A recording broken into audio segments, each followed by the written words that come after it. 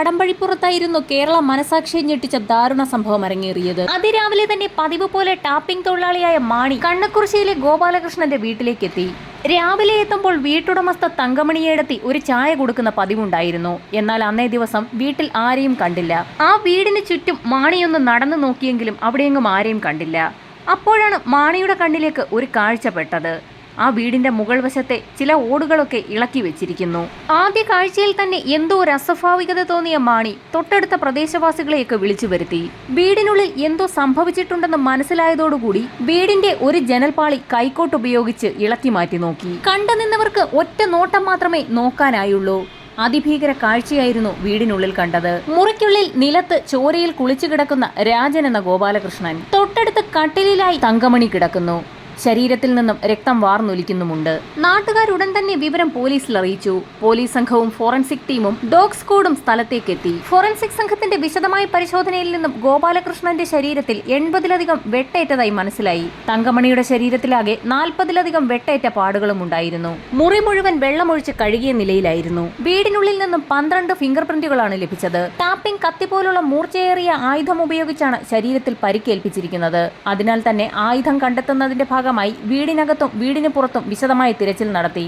വീടിനോട് ചേർന്നുള്ള കിണറ്റിൽ നിന്നും തിരച്ചിലിനൊടുവിൽ ആയുധം കണ്ടെത്തി. കിണറ്റിലുണ്ടായിരുന്നത് ഒരു വെട്ടുകത്തിയും വടിയുമായിരുന്നു.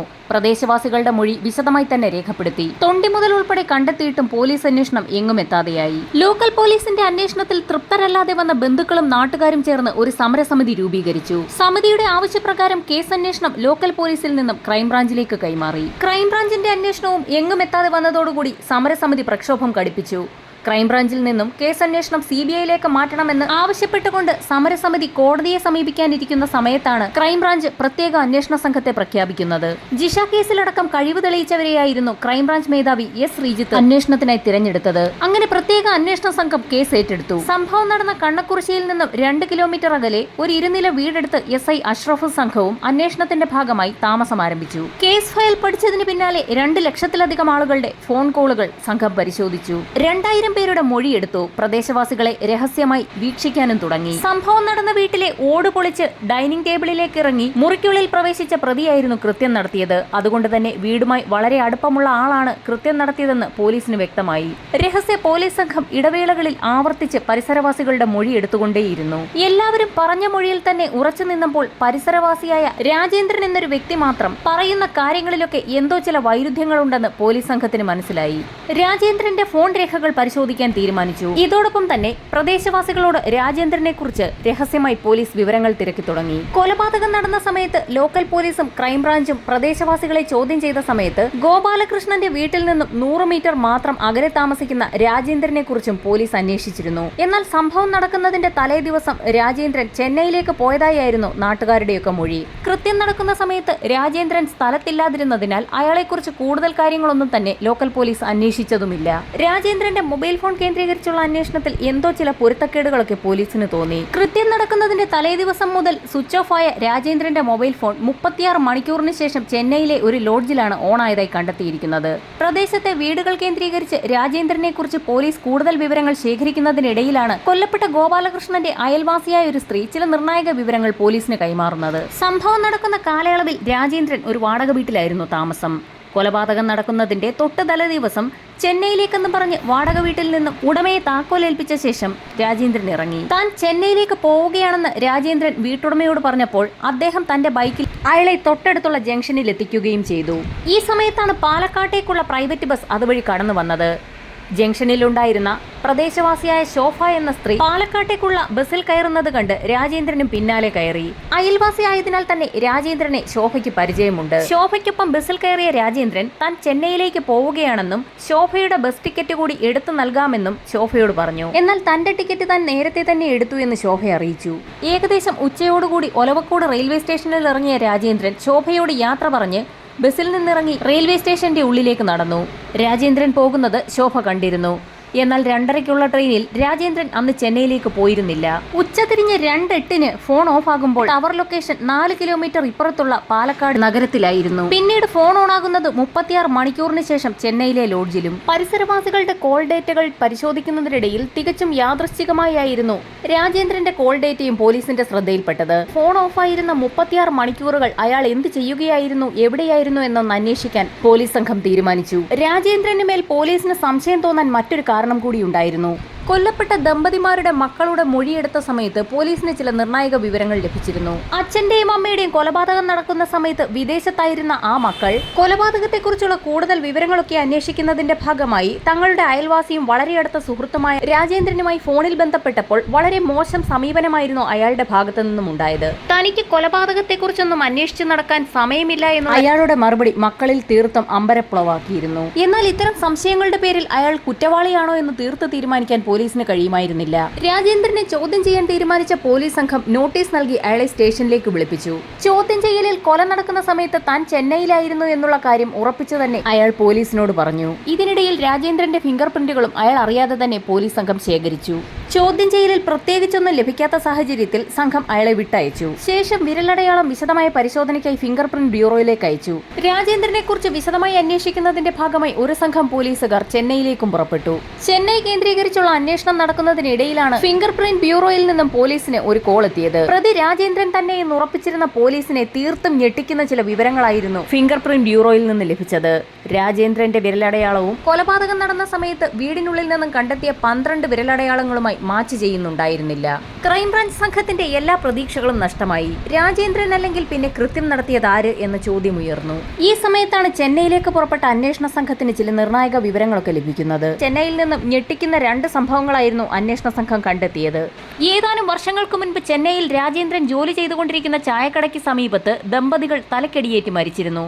അന്നും രാജേന്ദ്രനെ പോലീസ് ചോദ്യം ചെയ്തെങ്കിലും ഒരു തെളിവും ലഭിക്കാത്ത സാഹചര്യത്തിൽ അയാളെ വിട്ടയക്കുകയും ചെന്നൈ പോലീസിന്റെ തുടരന്വേഷണത്തിൽ പ്രതികളെ കണ്ടെത്താൻ കഴിയാത്ത സാഹചര്യത്തിൽ ആ കേസ് അവസാനിപ്പിക്കുകയും ചെയ്തിരുന്നു. രണ്ടാമത്തെ സംഭവം രാജേന്ദ്രനും വ്യാപാര പങ്കാളിയുമായി തർക്കങ്ങൾ ഉണ്ടാവുകയും ഒടുവിൽ രാജേന്ദ്രൻ അയാളുടെ തലക്കടിച്ച് പരിക്കേൽപ്പിക്കുകയും ചെയ്തിരുന്നു. പിന്നീട് ആ സംഭവം ഒത്തുതീർപ്പായി. ഗോപാലകൃഷ്ണന്റെയും തങ്കമണിയുടെയും കൊലപാതകത്തിന് മുൻപ് കണ്ണക്കുറിശ്ശിയിൽ സമാനമായ സംഭവങ്ങൾ ഉണ്ടായിട്ടുണ്ടോ എന്നറിയുന്നതിനായി പോലീസ് സംഘം പഴയ കേസ് ഫയലുകൾ പരിശോധിച്ചു. പ്രദേശത്തെ വീടുകൾ കയറിയിറങ്ങി വീണ്ടും ആളുകളുടെ മൊഴിയെടുത്തു. അപ്പോഴാണ് പ്രദേശവാസികൾ 10 വർഷം മുൻപ് നടന്ന സമാനമായ ഒരു സംഭവം അന്വേഷണ സംഘത്തിന് മുൻപിൽ വെളിപ്പെടുത്തിയത്. കൊല്ലപ്പെട്ട ഗോപാലകൃഷ്ണന്റെയും രാജേന്ദ്രന്റെയും ഒക്കെ വീടിരിക്കുന്ന സ്ഥലത്ത് നിന്നും ഏകദേശം 200 മീറ്റർ അകലെ കോമളം എന്ന സ്ത്രീയും കുടുംബവും താമസിച്ചിരുന്നു.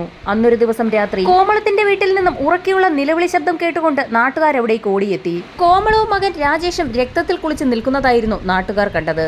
സംഭവം അറിഞ്ഞ് സ്ഥലത്തെത്തിയ പോലീസ് സംഘത്തിന്റെ അന്വേഷണത്തിൽ മുറ്റത്തെ വാട്ടർ ടാങ്കിൽ ചാരി വെച്ചിരുന്ന കോണിയെടുത്ത് പുരപ്പുറത്ത് കയറിയ കള്ളൻ ഓടിളക്കി ഹാളിലെ ഡൈനിങ് ടേബിളിലേക്ക് ഇറങ്ങി ഹാളിൽ ഉറങ്ങിക്കിടക്കുകയായിരുന്ന കോമളത്തിന്റെയും മകൻ രാജേഷിന്റെയും തലയിൽ ശക്തമായി അടിച്ച് പരിക്കേൽപ്പിക്കുകയും ചെയ്തതായി കണ്ടെത്തി. അടിയേറ്റ് തറയിൽ വീണ കോമളത്തിന്റെയും മകൻ രാജേഷിന്റെയും കഴുത്തിൽ കിടന്ന സ്വർണ്ണമാലകൾ കവർന്ന കള്ളൻ അവിടെ നിന്ന് സ്ഥലം വിട്ടു. അന്ന് ലോക്കൽ പോലീസ് നടത്തിയ അന്വേഷണത്തിലും രാജേന്ദ്രനെയും അമ്മയെയും ചോദ്യം ചെയ്തെങ്കിലും പ്രത്യേകിച്ച് അവരിലേക്ക് ചൂണ്ടുന്ന തെളിവുകളൊന്നും ലഭിച്ചില്ല. വർഷങ്ങൾക്ക് ശേഷം ആ കേസ് തെളിവില്ലാത്തതിന്റെ പേരിൽ എങ്ങും എത്താതെ ക്ലോസ് ചെയ്യുകയും ചെയ്തു. അന്നത്തെ കേസുമായി ഇപ്പോഴത്തെ ഗോപാലകൃഷ്ണൻ തങ്കമണി ദമ്പതികളുടെ കൊലപാതകത്തിന് ബന്ധമുണ്ടെന്ന് നാട്ടുകാരിൽ പലരും ആരോപിച്ചു. രാജേന്ദ്രനിലേക്ക് വിരൽ ചൂണ്ടുന്ന 3 സംഭവങ്ങളാണ് ഇപ്പോൾ ക്രൈംബ്രാഞ്ചിന് മുൻപിലുള്ളത്. എന്നാൽ ക്രൈം സീനിൽ നിന്ന് ലഭിച്ച ഒരു ഫിംഗർ പ്രിന്റ് പോലും രാജേന്ദ്രന്റേതുമായി മാച്ച് ചെയ്യാത്തതാണ് പോലീസിനേറെ വെല്ലുവിളി ഉയർത്തിയത്. ഈ സമയത്താണ് രാജേന്ദ്രൻ ജോലി ചെയ്തിരുന്ന ചെന്നൈയിലെ ചായക്കട കേന്ദ്രീകരിച്ചുള്ള അന്വേഷണത്തിൽ കടയിലെ മറ്റ് തൊഴിലാളികളുടെ മൊഴികൾ പോലീസ് വിശദമായി പരിശോധിച്ചത്. ഒരു നിർണായക മൊഴി പോലീസിന്റെ ശ്രദ്ധയിൽപ്പെട്ടു. കടയിൽ ചായ എടുക്കുന്ന സമയത്ത് രാജേന്ദ്രന്റെ കയ്യിൽ ചൂടുവെള്ളം വീണിരുന്നു എന്ന് ഒരു തൊഴിലാളി പറഞ്ഞത് നിർണായക വഴിത്തിരിവായി മാറി. ചായക്കടയിൽ ജോലി ചെയ്യുന്നവരുടെ കയ്യിലേക്ക് ചൂടുവെള്ളവും ചായയും ഒക്കെ വീഴുന്നത് സർവ്വസാധാരണമാണ്. അത്തരത്തിൽ ചൂടുവെള്ളം വീണ് കൈ പൊള്ളിയിരുന്ന ഒരു സമയത്തായിരുന്നു കേസന്വേഷണത്തിന്റെ ഭാഗമായി രാജേന്ദ്രനെ സംശയിച്ച പോലീസ് മൊഴിയെടുക്കുന്നതിനായി സ്റ്റേഷനിലേക്ക് വിളിച്ചു വരുത്തിയതും ഫിംഗർ പ്രിന്റ് ശേഖരിച്ചതും. കൈ പൊള്ളിയിരുന്നതിനാൽ തന്നെ അയാളുടെ അന്നത്തെ വിരലടയാളം ക്രൈം സീനിൽ നിന്ന് പോലീസിന് ലഭിച്ച 12 വിരലടയാളങ്ങളുമായി മാച്ച് ചെയ്യുന്നുണ്ടായിരുന്നില്ല. ഇതോടെ രാജേന്ദ്രനെ കസ്റ്റഡിയിലെടുത്ത് വിശദമായി ചോദ്യം ചെയ്യലിന് വിധേയനാക്കാൻ ക്രൈംബ്രാഞ്ച് സംഘം തീരുമാനിച്ചു. ഏറെ നേരത്തെ ചോദ്യം ചെയ്യലിനൊടുവിൽ രാജേന്ദ്രൻ പലതും പറഞ്ഞു തുടങ്ങി. കൊല്ലപ്പെട്ട ഗോപാലകൃഷ്ണനും കുടുംബവുമായി വളരെ അടുത്ത പരിചയമായിരുന്നു രാജേന്ദ്രൻ ഉണ്ടായിരുന്നത്. അവരുടെ വീട്ടിൽ എപ്പോൾ വേണമെങ്കിലും കയറി ചെല്ലാനുള്ള സ്വാതന്ത്ര്യവും ഉണ്ടായിരുന്നു. ഗോപാലകൃഷ്ണനും ഭാര്യ തങ്കമണിയും നാട്ടിൽ കിട്ടാവുന്ന ജോലികളൊക്കെ ചെയ്ത് വളരെ കഷ്ടപ്പെട്ടായിരുന്നു മക്കളെ പഠിപ്പിച്ച് വളർത്തി ഒരു നിലയിലെത്തിച്ചത്. മിടുക്കരായ 2 മക്കളും IT മേഖലയിൽ ജോലിയും നേടി. മകൻ അമേരിക്കയിലേക്ക് പോയതോടെ കടമ്പഴിപ്പുറം രജിസ്റ്റർ ഓഫീസിന് സമീപം 20 സെന്റ് സ്ഥലം വാങ്ങി മാറാനുള്ള തീരുമാനത്തിലേക്ക് ആ കുടുംബം എത്തിയിരുന്നു. അഡ്വാൻസ് തുകയും നൽകി. ഈ വിവരം ചെന്നൈയിൽ 2 ലക്ഷത്തോളം രൂപ കടമുണ്ടായിരുന്ന രാജേന്ദ്രന്റെ ചെവിയിലുമെത്തി. ഗോപാലകൃഷ്ണന്റെ വീട്ടിൽ കയറി ഒരു മോഷണം നടത്തിയാൽ തന്റെ കടങ്ങളെല്ലാം തീരുമെന്നുറപ്പിച്ച രാജേന്ദ്രൻ അതിനുവേണ്ടി വ്യക്തമായൊരു പ്ലാൻ തന്നെ തയ്യാറാക്കി. കൊലപാതകം നടത്താൻ ഒരു ദിവസം തിരഞ്ഞെടുത്തു. കൊല നടക്കുന്ന ദിവസം താൻ നാട്ടിലില്ല, ചെന്നൈയിലാണെന്ന് വരുത്തി തീർക്കുന്നതിന് ബോധപൂർവം പല തെളിവുകളും അയാൾ സൃഷ്ടിച്ചു. അതിന്റെ ആദ്യപടിയായി വാടകയ്ക്ക് താമസിക്കുന്ന വീടിന്റെ ഉടമസ്ഥനെ കണ്ടെത്തി അയാളുടെ കയ്യിൽ താക്കോൽ ഏൽപ്പിക്കുകയും അയാളുടെ ബൈക്കിൽ കയറി തൊട്ടടുത്ത ജംഗ്ഷനിൽ ഇറങ്ങുകയും ചെയ്തു. വഴിയിൽ കണ്ടവരോടൊക്കെ താൻ ചെന്നൈയിലേക്ക് തിരിച്ചു പോവുകയാണെന്ന് പറഞ്ഞു. തുടർന്ന് പാലക്കാട്ടേക്കുള്ള ബസ്സിൽ കയറുകയും അയൽവാസിയായ ശോഭ എന്ന സ്ത്രീയോട് ചെന്നൈയിൽ പോവുകയാണെന്ന് പറയുകയും പതിവില്ലാതെ അവർക്ക് ബസ് ടിക്കറ്റ് എടുത്ത് നൽകാമെന്ന് പറയുകയും ചെയ്തു. ബസ്സിലുണ്ടായിരുന്ന പല പരിചയക്കാരോടും ചെന്നൈക്ക് പോകുന്ന കാര്യം പറഞ്ഞു. ഒലവക്കോട് റെയിൽവേ സ്റ്റേഷനിൽ ഇറങ്ങിയ രാജേന്ദ്രൻ സ്റ്റേഷനുള്ളിലേക്ക് കയറിപ്പോകുന്നതും അന്ന് പലരും കണ്ടിരുന്നു. 2 മണിക്ക് ശേഷം മൊബൈൽ ഫോൺ ഓഫാക്കി വെച്ചു. 2:30യോടുകൂടി ചെന്നൈയിലേക്ക് പോകുന്ന ട്രെയിനിൽ അന്ന് രാജേന്ദ്രൻ കയറിയില്ല. പകൽ സമയം മുഴുവൻ നഗരത്തിൽ ചുറ്റിയടിച്ച ശേഷം രാത്രിയോടുകൂടി രാജേന്ദ്രൻ കണ്ണക്കുറിശ്ശിയിൽ തിരിച്ചെത്തി. നല്ല നിലാവുള്ള ആ രാത്രിയിൽ റബ്ബർ തോട്ടങ്ങൾക്കിടയിൽ ഒറ്റപ്പെട്ട് നിൽക്കുന്ന ഗോപാലകൃഷ്ണന്റെ വീട് ലക്ഷ്യം വെച്ച് നടന്നു. ഗോപാലകൃഷ്ണനും ഭാര്യയും നല്ല ഉറക്കത്തിലായിരുന്നു. പ്രദേശമൊക്കെ ഒന്ന് നിരീക്ഷിച്ച ശേഷം മൂടുപൊളിച്ച് അകത്ത് കടന്ന് കൊലപാതകം നടത്തി. തങ്കമണിയുടെ കഴുത്തിലുണ്ടായിരുന്ന 6.5 പവൻ സ്വർണവും അവിടെയുണ്ടായിരുന്ന പണവും കവർന്ന് തിരിച്ച് ചെന്നൈയിലേക്ക് കടന്നു. പിറ്റേ ദിവസം നാട്ടുകാർ പറഞ്ഞ് കൊലപാതക വിവരം രാജേന്ദ്രനും അറിഞ്ഞിരുന്നു. എന്നാൽ ഈ സംഭവം അറിഞ്ഞിട്ടും അയാൾ തിരികെ നാട്ടിലേക്ക് എത്തിയില്ല. കേസ് അന്വേഷണത്തിനിടയിൽ ലോക്കൽ പോലീസ് രാജേന്ദ്രനെ സംശയിച്ചതുമില്ല. കാരണം സംഭവം നടക്കുന്ന സമയത്ത് രാജേന്ദ്രൻ നാട്ടുകാരുടെ മൊഴി അനുസരിച്ച് ചെന്നൈയിലാണെന്നാണല്ലോ ധാരണ. ദൃശ്യം 1 സിനിമയുടെ മാതൃകയിലായിരുന്നു പ്രതി രാജേന്ദ്രൻ കൊലപാതകം നടത്തി രക്ഷപ്പെടാൻ ശ്രമിച്ചത്. രാജേന്ദ്രന്റെ വിരലടയാളം വീണ്ടും പരിശോധനയ്ക്ക് വിധേയമാക്കിയതിൽ ക്രൈം സീനിൽ നിന്ന് ലഭിച്ച 6 ഫിംഗർ പ്രിന്റുകളുമായി അത് മാച്ച് ചെയ്യുന്നുണ്ടെന്ന് കണ്ടെത്തി. രാജേന്ദ്രനെ തെളിവെടുപ്പിനായി കണ്ണക്കുറിശ്ശിയിലെ വീട്ടിലേക്ക് കൊണ്ടുവരുന്ന കാര്യമറിഞ്ഞ് നാട്ടുകാരെല്ലാം അങ്ങോട്ടേക്കെത്തി. കാരണം അവർക്കാർക്കും രാജേന്ദ്രൻ ഇങ്ങനെ ഒരു കൃത്യം ചെയ്യുമെന്ന് വിശ്വസിക്കാനേ കഴിയുമായിരുന്നില്ല. ഓടിളക്കി അത്രയും ചെറിയ വിടവിലൂടെ അകത്തേക്കിറങ്ങാൻ രാജേന്ദ്രനെ പോലെ വണ്ണമുള്ള ശരീരമുള്ള ഒരാൾക്ക് കഴിയുമോ എന്നായിരുന്നു പലരുടെയും സംശയം. കൃത്യം നടത്തുന്നതിനായി രാജേന്ദ്രനൊപ്പം ഒരു കൂട്ടാളി കൂടി ഉണ്ടായിരുന്നെങ്കിൽ അയാൾ ഇപ്പോഴും മാന്യതയുടെ മുഖംമൂടി ധരിച്ച് നമുക്കിടയിൽ തന്നെ ഉണ്ടാകില്ലേ? ലോക്കൽ പോലീസിന്റെ അന്വേഷണം എങ്ങുമെത്താതെ വന്ന സാഹചര്യത്തിൽ തുടരന്വേഷണം ഏറ്റെടുത്ത ക്രൈംബ്രാഞ്ച് സംഘം ദൃശ്യം 2ന്റെ മോഡലിൽ പ്രദേശത്ത് തന്നെ രഹസ്യമായി ഒരു വീടെടുത്ത് 1.5 വർഷത്തോളം താമസിച്ച് രഹസ്യമായി പ്രദേശവാസികളെ നിരീക്ഷണത്തിലാക്കിയായിരുന്നു രാജേന്ദ്രനിലേക്ക് എത്തിയത്.